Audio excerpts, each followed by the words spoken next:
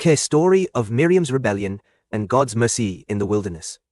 After the Israelites had been delivered from Egypt by the mighty hand of God, they journeyed under the leadership of Moses. Alongside him were his siblings, Aaron, the high priest, and Miriam, a prophetess who had sung a triumphant song after the crossing of the Red Sea. Together, they served as pillars of guidance and strength for the people of Israel. But even in such a family of faith, jealousy and pride could arise. As the people camped in the wilderness of Hazeroth, Miriam and Aaron began to speak against Moses. They were troubled by his decision to marry a Cushite woman, but their true complaint lay deeper. They questioned Moses' unique role as God's chosen leader, saying, "Has the Lord spoken only through Moses? Hasn't he also spoken through us?" Though their words were spoken in private, the Lord heard them. God, who had chosen Moses to lead Israel, regarded him as a faithful servant.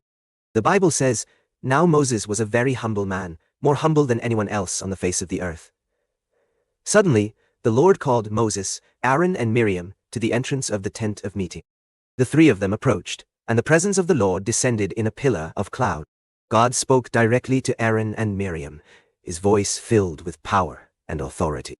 "When there is a prophet among you, I, the Lord, reveal myself to them in visions. I speak to them in dreams. But this is not true of my servant Moses. He is faithful in all my house. With him I speak face to face, clearly and not in riddles. He sees the form of the Lord. Why then were you not afraid to speak against my servant Moses?" The Lord's anger burned against Miriam and Aaron, and when the cloud lifted, Miriam was stricken with leprosy. Her skin became white as snow, a visible sign of her sin. Aaron, seeing his sister's condition, cried out to Moses, "Please, my Lord, do not hold against us the sin we have so foolishly committed. Do not let her be like a stillborn infant coming from its mother's womb with its flesh half eaten away." Moses, in his humility and compassion, immediately interceded for Miriam. He cried out to the Lord, "Please, God, heal her." The Lord replied, "If her father had spit in her face, would she not have been in disgrace for 7 days? Confine her outside the camp for 7 days. After that, she can be brought back."